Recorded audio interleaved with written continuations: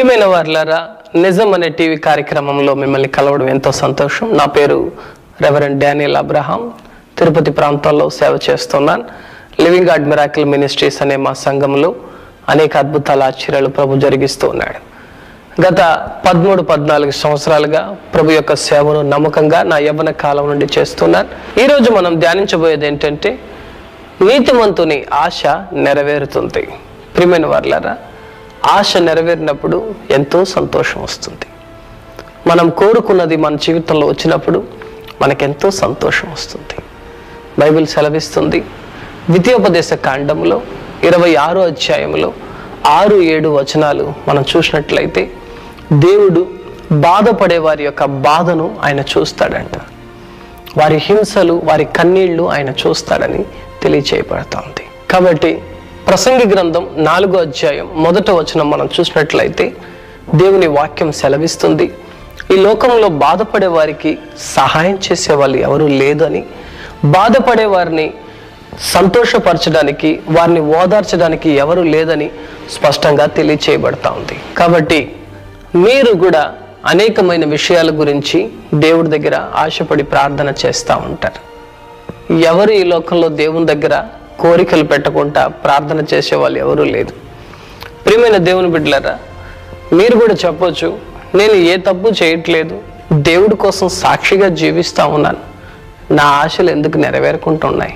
ఒకవేళ మీరు ఒక బిడ్డ కొరకు, నాకు ఇంకా గర్భము ధరించలేకపోతున్నానే, అయ్యో నాకు ఒక బిడ్డ కలిగితే ఎంత బాగుంటుంది, నేనే పాపం చేయట్లేదు, ఏ పొరపాటు చేయట్లేదు, నాకెందుకు ఇంకా దేవుడు ఒక బిడ్డను ఇవ్వలేకపోతున్నాడని ప్రార్థిస్తూ ఉన్నారా? లేకపోతే నేను అందరికన్నా కూడా ఎంతో సాక్షిగా జీవిస్తూ ఉన్నాను, దేవుడు నా ప్రార్థన ఎందుకు ఆలకించలేదు, నా శ్రమ నుండి నన్ను ఎందుకు విడిపించలేదు, లేక నా వ్యాధులతో నేను నశించిపోతున్నాను, కృషించిపోతున్నాను, ఈ వ్యాధి నుండి దేవుడు నన్ను ఎందుకు విడిపించలేదని పోరాడుతూ ఉన్నారా? దేవుని బిడ్డరా, ఈరోజు దేవుడు నీతో మాట్లాడుతూ ఉన్నాడు. నీతిమంతుని ఆశ నెరవేరుతుందని సామెతలు 10వ అధ్యాయం 24వ వచనంలో సెలవీయబడుతుంది. నీతిమంతుని ఆశ దేవుడు నెరవేరుస్తాడు. నువ్వు ఏదైతే ఆశ కలిగి ఉన్నావో, నువ్వు నీతిమంతుడిగా యేసు రక్తములో కడగబడి ఉంటే దేవుడు నీ ఆశ నెరవేర్చబోతున్నాడు. అదే సామెతల గ్రంథం 10వ అధ్యాయం 28వ వచనంలో మనం చూసినట్లయితే, నీతిమంతుని ఆశ సంతోషంగా మారుతుందంట. సో నీ యొక్క ఆశ ఏదైతే పెట్టుకున్నావో అది నెరవేరితేనే నీకు సంతోషంగా మారుతుంది. దేవుని బిడ్డలారా, కీర్తనలు 145వ అధ్యాయం 16వ వచనం సెలవిస్తుంది, దేవుడు ప్రతి జీవి యొక్క కోరికను నెరవేరుస్తాడంట. ప్రతి జీవి యొక్క కోరికను ఆయన, వాటి యొక్క ఆశను నెరవేరుస్తాడంట, తృప్తిపరుస్తాడని వాక్యం సెలవిస్తుంది. దేవుడు ప్రతి జీవి కోరికను నెరవేర్చడానికి ఆయన ఉన్నాడు. ప్రతిరోజు ఉదయించేటప్పుడు, సూర్యుడు ఉదయించేటప్పుడు నువ్వు నేను ఎన్నో ఆశలు పెట్టుకుంటాం. కానీ దేవుడు మనసులో ఒకటే ఆశ ఉంటుంది, నీ ఆశను ఎలా నెరవేర్చాలి, నీ కోరికను ఎలాగా నెరవేర్చాలి. నీకెన్నో కోరికలు ఉండొచ్చు, నీతిగా నువ్వు జీవించవచ్చు, అయితే నీ జీవితంలో ఇంకా ఆశీర్వాదం రాలేదంటే అది ఎలా పొందాలి? దేవుని బిడ్డలారా, ఒక యవ్వనస్తుడు చాలా రోజులుగా ప్రార్థన చేస్తూ ఉన్నాడు. తన యవ్వన కాలంలో దేవునికి సాక్షిగా జీవిస్తూ, దేవుని సన్నిధిలో ప్రార్థన చేస్తూ, ఆజ్ఞలు గైకొంటూ పరిశుద్ధ జీవితం కలిగి ఉన్నాడు. కానీ ఏ రోజు కూడా ఆయన ప్రార్థన దేవుడు వినలేదనే ఒక తపన, బాధ ఆయనలో ఉనింది. ఒకరోజు తన సంఘ సేవకుని దగ్గరికి వెళ్ళి ఆయన్ను మాట్లాడాడు, పాస్టర్ గారు, మరి నేను ఎన్నో రోజులుగా ప్రార్థన చేస్తూ ఉన్నాను, దేవుడు నా ప్రార్థన వినలేదు అన్నాడు. ఆయన పాస్టర్ గారికి ఎదురుగా సోఫా సెట్లో కూర్చొని చెప్పాడు. అప్పుడు పాస్టర్ గారు చెప్పాడు, నువ్వు చెప్పేది నాకేం వినబడట్లేదే అన్నాడు. వెంటనే లేచి దగ్గరకు వచ్చి చెప్పాడు, పాస్టర్ గారు, నేను ఎన్నో రోజులుగా ప్రార్థన చేస్తూ ఉన్నాను, దేవుడు నా ప్రార్థన వినలేదే అన్నాడు. పాస్టర్ గారు అతను చూసి చెప్పాడు, నాకు ఇంకా వినబడలేదయ్యా అన్నాడు. నువ్వేం చెప్తున్నావు నాకు అర్థం కాలేదు, వినబడలేదు అన్నాడు. వెంటనే ఇంకా దగ్గరికి రావాలంటే మీ పక్కన కూర్చోవాలండి అన్నాడంట. వెంటనే అతను చెప్పాడు, నేనేం కూర్చోవద్దు అన్నాడా, దయచేసి దగ్గరికి వచ్చి కూర్చో అన్నప్పుడు ఆ పాస్టర్ గారు చెవుల దగ్గరికి వెళ్ళి చెప్పాడంట, పాస్టర్ గారు, నేను ఎన్నో రోజులుగా ప్రార్థన చేస్తూ ఉన్నాను, దేవుడు నా ప్రార్థన విననే లేదు, నాకు ఇంతవరకు జవాబు రాలేదు అన్నాడంట. అప్పుడు పాస్టర్ గారు తిరిగి చూసి చెప్పాడంట, నువ్వు దూరంగా ఉన్నావు ఇంత రోజులు, కొద్దిగా దగ్గరికి వచ్చావు, ఇంకా దగ్గరికి వచ్చి నువ్వు చెప్పినప్పుడు నాకు స్పష్టంగా వినబడింది, నాకు నువ్వు దగ్గరగా ఉన్నావు. ప్రియమైన దేవుని బిడ్డలారా, దేవుడు కూడా ఇదేలాగే నీ జీవితంలో ఉన్నాడని ఆ పాస్టర్ గారు చెప్పారు. ఎలాగంటే నువ్వు కూడా దేవునికి దగ్గరగా వెళ్ళు.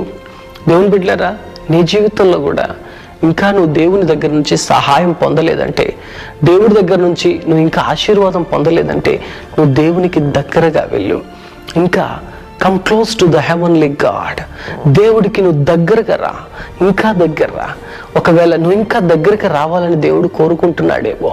దేవుని బిడ్డలారా, నీ ఆశ నెరవేర్చడమే దేవునికి ఇష్టం. నీకు అది తెలుసుకో. మొదట నీ మీద కక్ష సాధించడం, నిన్ను ఇబ్బంది పెట్టి నిన్ను దుఃఖపరిచి దేవుడు ఆనందించడం కాదు. సరైన సమయంలో దేవుడు నిన్ను ఆదుకుంటూ ఉంటాడు. చూడండి దేవుని బిడ్డలారా, ఒక రాజు ఒక ఆయన ఉన్నాడంట, చాలా మంచి రాజు. ఆయనకి ఒక కుమారుడు ఉన్నాడు.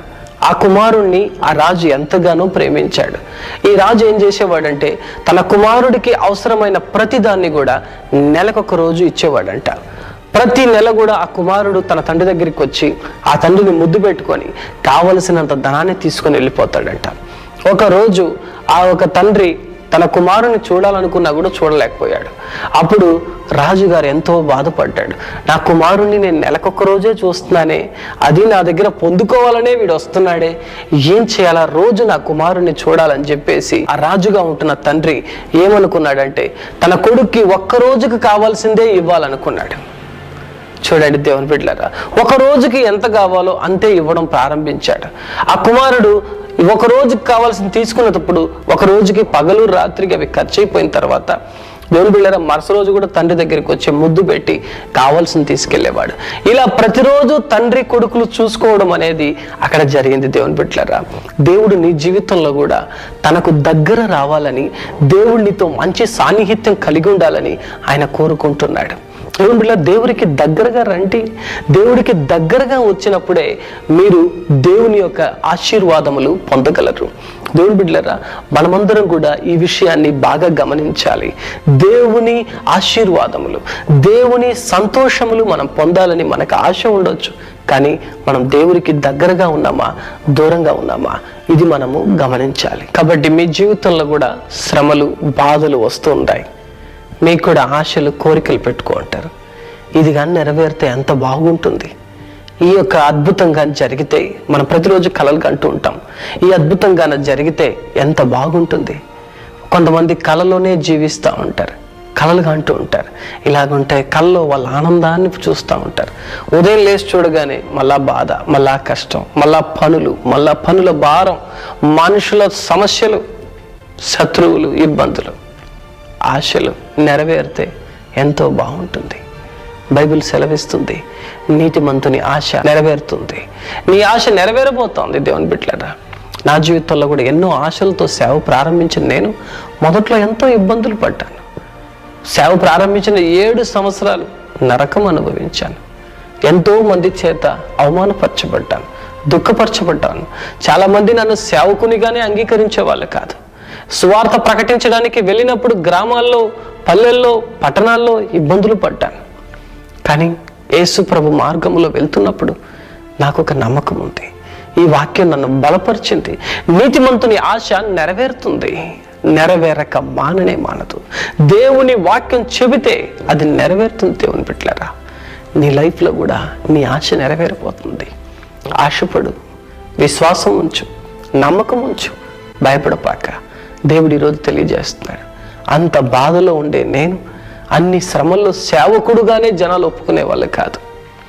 ఎంతోమంది నన్ను ఇంటికి పిలిచి అవమానపరిచేవారు, దుఃఖపరిచేవారు, వేదనపరిచేవారు. కానీ ఆ సమయానికి బాధపడేవాడిని. కానీ రాత్రి మోకరించినప్పుడు దేవుడు నాతో వచ్చి నీ ఆశని నెరవేరుస్తాను, నువ్వు ఇలాగ గొప్ప ఆశీర్వాదాలు పొందుతావని దేవుడు నాతో తెలియజేసేవాడు. కానీ నమ్మడానికి ఆస్కారం లేదు. ఈరోజు నీ పరిస్థితి కూడా నమ్మలేని విధంగా ఉన్నదేమో.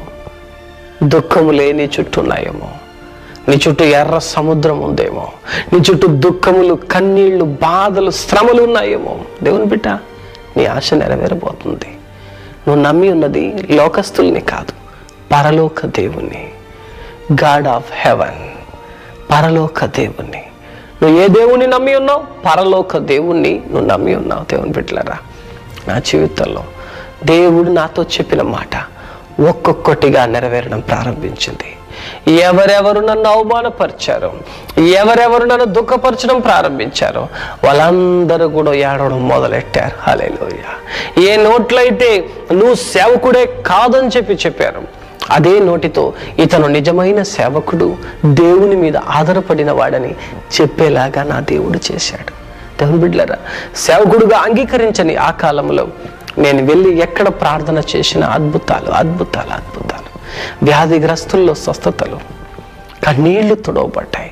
నేను చెప్పిన వాక్యములు అనేకుల్ని బలపరిచింది. దేవుని బిడ్డలారా, దేవుడు మనల్ని వాడుకుంటాడు. నీ మీద దేవుని ఆశీర్వాదం ఉంది. దేవుని బిడ్డలారా, ఈరోజు కూడా దేవుడు నిన్ను దీవించబోతున్నాడు. దేవుని బిడ్డలారా, ఈ వాక్యములు కడవరకు వినండి, ఓర్పుతో వినండి. నీ ఆశ నెరవేరుతుంది. నిరుత్సాహంతో వింటున్నావేమో, అలాగ ఛానల్ తిప్పుకుంటూ వచ్చి ఈ ఒక ఛానల్ కాడ ఆగావేమో, దేవుడు నీతో మాట్లాడుతూ ఉన్నాడు. ఈరోజు నీ జీవితాన్ని ఆశీర్వదించబోతున్నాడు. సామెతల గ్రంథం 13వ అధ్యాయం 19వ వచనం సెలవిస్తుంది, మనుషుల ఆశ నెరవేరితే అది తీపిగా ఉంటుందంట. అంటే ఒక మనిషి ఆశ నెరవేరితే స్వీట్ తిన్నంత సంతోషం వస్తుందంట. దేవుని బిడ్డలారా, ఆశ నెరవేరడం హ్యాపీ.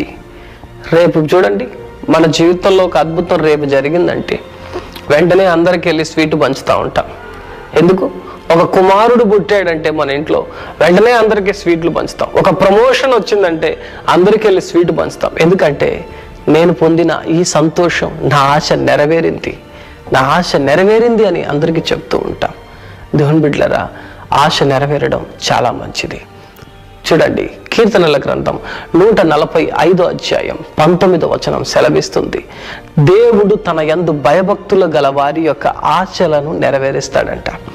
ఎవరైతే దేవునికి భయభక్తులు కలిగి ఉంటారో వారి ఆశను నెరవేర్చడం దేవునికి ఇష్టం. నువ్వు దేవునికి భయభక్తి కలిగి ఉంటే నీ ఆశ నెరవేరుస్తాడు దేవుడు. నువ్వు దేవునికి భయపడుతున్నావా? దేవుని నమ్ముతున్నావా? ఆయన కొరకు జీవిస్తూ ఉన్నావా? నీ ఆశలన్నీ నెరవేరుస్తాడు దేవుడు. ప్రతి ఆశ నెరవేరుస్తాడు. దేవుని బిడ్డలారా, నీ ఆశ నెరవేరబోతోంది. ఎందుకంటే నీతిమంతుని ఆశ నెరవేరును అని దాదాపు 3000 సంవత్సరాలకు ముందే దేవుడు తన గ్రంథంలో రాసిపెట్టాడు. నువ్వు నీతిగా జీవిస్తున్నావా? నీతిమంతుడుగా యేసు రక్తములో కడగబడ్డావా? నీ ఆశ నెరవేరబోతోంది. దేవుని బిడ్డలారా, కీర్తనలు 92వ అధ్యాయం 12వ వచనం సెలవిస్తుంది, నీతిమంతుడు ఖర్జూరపు వృక్షం వలె ఫలిస్తాడంట. ఖర్జూరపు వృక్షము, దేవుని బిడ్డలారా, ఖర్జూరపు జాతికి చెందిన ప్రతి వృక్షం కూడా అన్ని రకాలుగా ఫలిస్తూ ఉంటుంది. ప్రతిదీ కూడా ఆ చెట్టులో ఇది పనికిరాదు అని చెప్పి తోసి పడేసేదానికి లేదు. ప్రతి ఒక్కటి కూడా అది పెరుగుతూనే పోతుంది.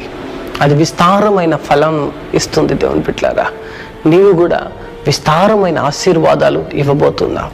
దేవుని బిడ్డలారా, నీ జీవితంలో కూడా నీ ఆశ నెరవేరినప్పుడు నీకెంత సంతోషం రాబోతుంది తెలుసా? నీకు తెలియదు. నీ మీద నీ ఉద్దేశం చాలా తక్కువ. నేను అనుకునేవాడిని ఒకప్పుడు, మనం ఏం చేయగలబోతున్నాం? దేవుడా, నేను ఎంత మాత్రం నీకు ఉపయోగపడతాను? నేను దేనికి పనికి వస్తాను? దాదాపు 400 మందికి నేను బాప్తిజం ఇవ్వడం జరిగింది.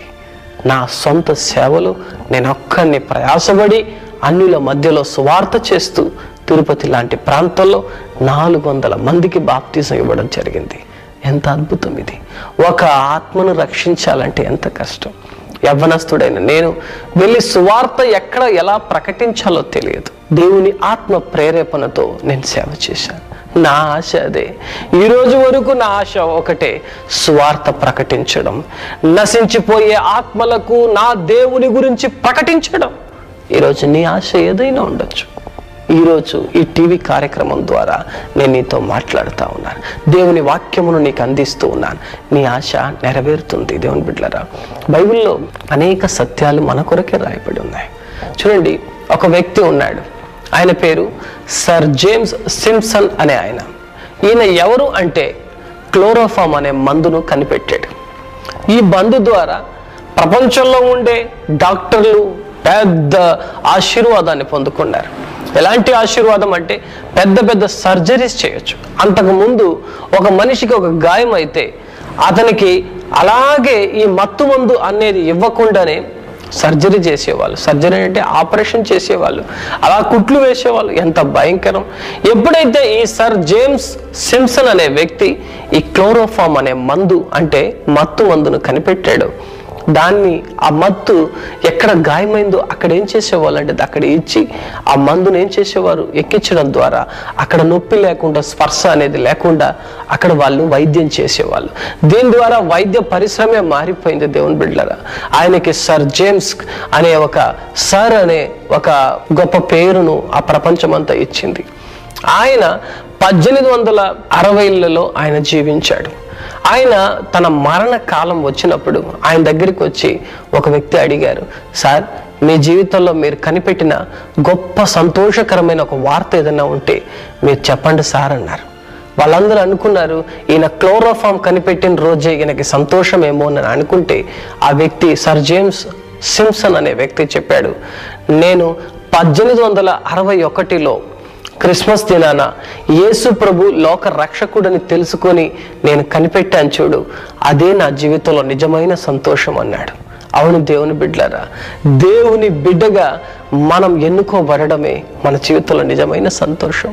దేవుని బిడ్డలారా, ఈరోజు దేవుడు నీకు తెలియచేస్తున్నాడు, నీ ఆశ ఏమిటి? ఆ ఆశ ఏదైనా సరే ఈ వాక్యం ద్వారా దేవుడు మాట్లాడుతూ ఉన్నాడు. నీ ఆశలు నెరవేరబోతున్నాయి. నేను నీ కొరకు ప్రార్థన చేయబోతున్నాను. ధైర్యం కలిగి ఉండు, సోలిపోబాక. ఇదే నిజం, నీ ఆశ నెరవేరబోయేది నిజం. ఈరోజు నీ సమస్యలు ఈ ప్రార్థనలో ఏకీభవించావంటే, ఇప్పుడు ఈ ప్రార్థన నేను ఇప్పుడు కొంతసేపులో చేయబోతున్నాను, ఈ ప్రార్థనలో నువ్వు ఏకీభవిస్తే నీకు అద్భుతం జరగబోతుంది. ఎంతమంది నమ్ముతున్నారు? నా ఆశ నెరవేరుతుందా అని చెప్పి నీకే డౌట్ వద్దు, అవిశ్వాసం వద్దు. దేవుని బిడ్డలారా, నేను నా మాటలు చెప్పట్లేదు, నేను చెప్పేది నీతో దేవుని మాట. నమ్ముతున్నట్లయితే కళ్ళు మూయండి, ఏకీభవించండి. దేవా నా కోరిక నెరవేర్చు, నా ఆశ నెరవేర్చని కన్నీళ్లతో ప్రార్థించు. నీ ఆశ నెరవేర్చడానికి దేవుడు ఇష్టపడుతూ ఉన్నాడు. దేవుని బిడ్డలారా, నీ ఆశ నెరవేరుతుంది. కళ్ళు మూసి ఏకీభవించండి. పరిశుద్ధమైన ప్రభువా, ఈరోజు నేను ప్రార్థన చేస్తా ఉన్నాను. ఈ బిడ్డల జీవితంలో ఇంకా ఆశ నెరవేరట్లేదు నాయన.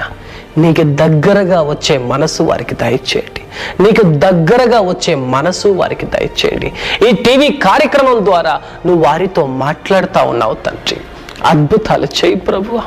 బిడ్డలు ఆశ నెరవేరకుండా ఎంతో నలిగిపోతా ఉన్నారు తండ్రి. ఈ కార్యక్రమాన్ని చూస్తూ వారి కన్నీళ్లు విడుస్తూ ఉన్నారు తండ్రి. మా ఆశలు నెరవేరట్లేదే, మా దుఃఖం తీరట్లేదే, ఎవరు మమ్మల్ని ఆదుకుంటారు, ఎవరు మమ్మల్ని కాపాడుతారు? ఈరోజు దేవుడు తెలియజేస్తున్నాడు, నీతిమంతుని ఆశ నెరవేరుతుంది. యేసు రక్తంలో కడగబడిన ప్రతి ఒక్కరూ నీతిమంతులే. ఈరోజు ఈ నీతిమంతుల ప్రార్థనకు నాయన మీరు చెవియొగ్గి ఆలకించండి. నీ వాక్యం సెలవిస్తుంది. 1 పేతురులో మీరు సెలవిచ్చారే, నీతిమంతుని ప్రార్థన కొరకు యెహోవా చెవులు వారి వైపే చాచబడి ఉంది అన్నావే తండ్రి. నీ బిడ్డల ప్రార్థన ఈరోజు వినండి తండ్రి.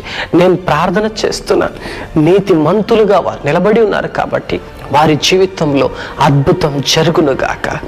ఈరోజు నేను ప్రార్థన చేస్తున్నాను, నమ్ముచున్న వీరి జీవితాల్లో దేవుని శక్తిని విడుదల అవునుగాక. వారి ఆశలు ఈరోజే నెరవేరునుగాక. ఒక పెద్ద అద్భుతం వారికి జరుగునుగాక. వారి కన్నీళ్ళంతా తొడవండి ప్రభువా, వారి బాధలంతా తీసివేయండి ప్రభువా, వారి దుఃఖమంతా తీసివేయండి ప్రభువా. మీరు అలాగే చేసినందుకు కోటాను కోటి స్తోత్రం. వారిని సంతోషపరిచినందుకు కోటాను కోటి స్తోత్రం. వీళ్ళందరినీ ఒక సాక్షిగా నిలబెట్టండి. ప్రియమైన సోదరుడా, సోదరి, దేవుడిని ప్రార్థన ఇప్పుడు వింటున్నాడు. ధైర్యం కలిగి ఏకీభవించు, అద్భుతం జరుగునుగాక. వీరి ఆశీర్వాదాన్ని ఆటంకపరిచే ఏ దుష్ట శక్తి వారి ఇంట్లో ఉన్న యేసు నామములో తొలగిస్తున్నాను. ఈరోజు మీరు అద్భుతం చేసినందుకు వందనాలు. నీ శక్తిని వారింట్లో ప్రవేశింప చేసినందుకు వందనాలు. నీతిమంతుల ఆశ నెరవేరుతుందన్నావే, తన భక్తుల కోరికలను ఆయన నెరవేరుస్తాడన్నావే, నెరవేర్చండి. మీరు అలా చేసినందుకు ధన్యవాదాలు. యేసు నామములో ప్రార్థిస్తున్నాను తండ్రి. ఆమేన్, ఆమేన్, ఆమేన్. దేవుని బిడ్డలారా, దేవుడు మీ కోరికలు నెరవేరుస్తాడు. మీ ప్రార్థన అన్నీ కూడా దేవుడు విని ఉన్నాడు. ధైర్యం కలిగి ఉండండి, సోలిపోవద్దు. విశ్వాసం ఉంచు, ప్రార్థన అయిపోయింది ఇంకని చెప్పి ఆగిపోవద్దు, ఎదురు చూడు. అతి త్వరలో నీకు అద్భుతం జరగబోతుంది, నాతో తెలియచేయబోతున్నావు. ఏం బిడ్డలారా, మీ సమస్యలు బాధలు ఏదైనా ఉంటే నాతో పంచుకోవాలనుకుంటే ఇప్పుడే ఫోన్ చేయండి. నేను నా ఒక సంఘ సభ్యులు ఎదురు చూస్తున్నాం. మీ ప్రార్థన అవసరతలను బట్టి మీరు పొందుకున్న ఆత్మీయ మేలుని తప్పక మాకు తెలియచేయండి. దేవుని బిడ్డలారా, మా పరిచర్య కోసం మీ ప్రార్థన మేము ఎంతగానో కోరుకుంటున్నాం. మీ ప్రార్థన చేయండి. ఇంకా అనేకులకు ఈ యొక్క పరిచర్య గురించి, ఈ సేవ గురించి మీరు తెలియచేయండి. మా పాటల సీడీలు మీరు అడిగి తీసుకోండి. దేవుని బిడ్డలారా, మీ యొక్క అమూల్యమైన ఆ ఒక సహకారాన్ని మాకు అందించాలని ప్రేమతో కోరుకుంటున్నాం. దేవుడి మళ్ళీ దీవించును గాక. God bless. ఆత్మీయ జీవితంలో మనం విజయం సాధించాలంటే మనకు కావలసినది ఏమిటి? దేవుడి దగ్గర ఆయుధాలు ఉన్నాయి. మరి దేవుడు ఎందుకు ఆయుధాలు పెట్టుకొని ఉన్నారంటే, మరి ఆయుధాలను ఎందుకు మనం ఉపయోగించాలి, ఆయుధాలు మనకెందుకు అవసరం అని చెప్పి మనం చూసినట్లయితే, డైరెక్ట్గా వెళ్ళి నేను ప్రార్థన చేసేస్తాను, నాకు ప్రార్థన వచ్చు, నాకు బైబిల్ వచ్చు అని చెప్పి వెళ్ళిపోతే కాదు. ఒక ప్రత్యేకమైన ఆయుధాలని పద్ధతి ప్రకారం ఉపయోగించాలి. బైబిల్ చదవడానికి బద్ధకంగా ఉందా? బైబిల్ ఎత్తుకుంటే నిద్ర వచ్చేస్తుందా? బైబిల్ ఎత్తుకుంటే వాక్యం వింటుంటే ఏదో పనులు చేయాలనిపిస్తుందా? టీవీల ముందు గంటలు గంటలు కూర్చుంటారు, ఎంతో సంతోషంగా ఆనందిస్తూ ఉంటారు. బైబిల్ ఎత్తుకుంటే అలాగ నిద్రపోతుంది. తిరుపతి ప్రాంతములో ప్రతి ఆదివారం 2 ప్రత్యేక ఆరాధనలు జరుగుతున్నది. ఉదయం 8 గంటల నుండి 10 గంటల వరకు మా మొదటి ఆరాధన జరుగును. మరియు 10:30 నుండి 1 గంట వరకు మా రెండో ఆరాధన జరుగును. ప్రతి ఆదివారము స్వస్థతలు, మంత్ర శక్తుల నుండి, దుష్ట శక్తుల నుండి అనేకులు విడిపించబడుచున్నారు. నిమ్మతిని సంతోషమును, కుటుంబ దీవెనల కొరకు నేడే రండి, పాల్గొనండి. ప్రేమతో ఆహ్వానిస్తున్నాం. మా చిరునామా living and miracle centre, door number 1-45/A3, 2వ అంతస్తు, నీలా మహల్ సెంటర్, 2వ మధ్యమాన్ దగ్గర, తిరుపతి 517501.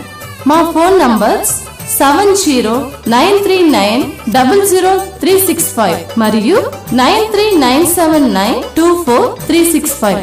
మా ఫోన్ నంబర్స్ 7039000365 మరియు 9397924365.